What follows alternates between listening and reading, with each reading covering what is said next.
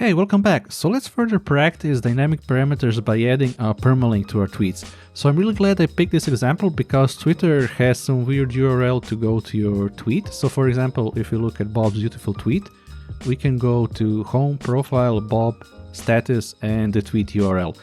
When you're designing an API like this, just take the URL and think what the dynamic parts are. So we already know that this is user, right, instead of Bob, and this is also going to change. So this is going to be the dynamic URL, right? So we're going to create this path in our project. So if you go to source, routes, we're in home, we're in profile. So we're going to create the user folder because we can have dynamic parameters for folders and files. So we can create a status folder, and then we can create the tweet ID folder. And then after that we can create the page. So this might look confusing, but you just have to practice this and you're going to get the hang of it. So yeah, if I press enter, so now we have the user folder that's going to be our parameter, the status, because that's how our URL looks like. And then we're going to have the tweet ID and then index well. So we can create here profile. And if I go to the page right here and save this, we should get this. Yes, so we can go to the permalink. So for example, if we go back here again, we're going to see profile, and this is going to be the same if you go to any other permalink profile. Only we have to do is get these parameters, grab them, and then we can query the database. And it's simple as that, even though if it might sound complicated, it's really not. So let me just go back home. And now we're going to create the endpoint. So in the same path where we are now, we're going to create the shadow endpoint.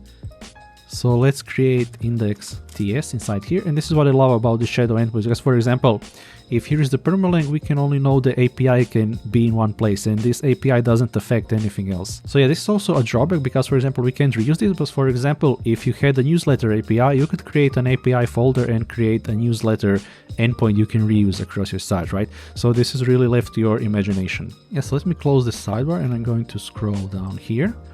So let's create the endpoint, get request handler. I told you would get a lot of practice doing these things. So you can say async, we can get the params like we done before, right? And then we can get the tweet. So this is going to be the mini version of our feed, right? You can say await Prisma. Careful we import the right one. I always do this mistake, right? So we can say Prisma tweet. Find the first, where the URL matches the params tweet ID. And again, we get these params from the URL, right? And then we can also include the user because we're going to massage the data, right? That's really a weird term, but yeah, it's a thing. So you can say const liked, await Prisma liked, find, see why, because I misspelled, await Prisma liked, find many. When you're recording these tutorials for hours, your brain starts turning into mush, so excuse me, but I can't help it. So let's go tweet ID, true, and then we're going to do the same thing. So let's soldier through this, even though we've done it. So this is maybe a part where we would refactor this into something reusable, and we're going to do that later, so stay tuned if you're curious about that. Yeah, we're just going to get the tweet ID, and then we can create what we want, the shape of our data. So as I said, this is like the mini version of our feed, but we're just returning one tweet. So you can say const user tweet, you say ID, tweet ID, content, tweet content, likes, going to be tweet likes, posted, let's import time posted, press enter. Tweet posted, we're going to get the URL from the tweet URL, avatar from tweet user avatar, handle, tweet user handle.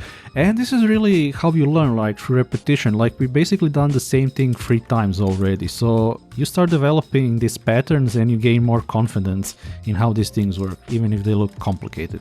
You just become used to it, right? You learn to ride a bike, so it's really the same with coding. Yeah, so we can get this, and let's return status, okay, and we're going to return the prop tweet, going to be user tweet.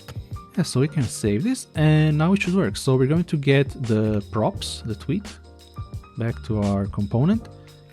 And we now have to add a markup. So we're going to go here and we're going to say language TypeScript.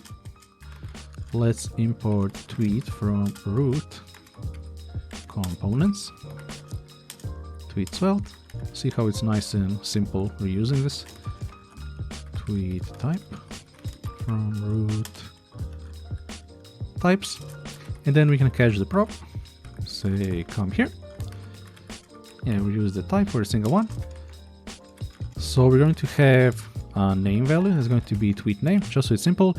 And then for the title of the page, we're going to do the same thing Twitter does. We're going to say content. We're going to get the content of the tweet, but we're going to limit it to 60 characters. And if you didn't know, the title in most browsers is limited up to 60 characters. So that's really interesting. So we can say SvelteKit. Here is where the title is. So we can say name on Twitter. So it's going to match the content, and then we're going to add the dots at the end. So you can say tweet, since it's just one tweet, right? We don't have to loop over anything. And before I save, let me just go for the magical reveal, right?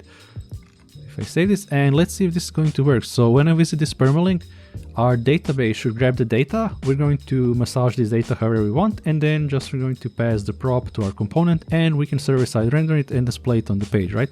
And you know me, I'm always paranoid, so let me just refresh, and the moment of truth. So that's really beautiful. And if you go to any other tweet, like this funny joke, it also works. So that's how simple that was. So see you in the next one.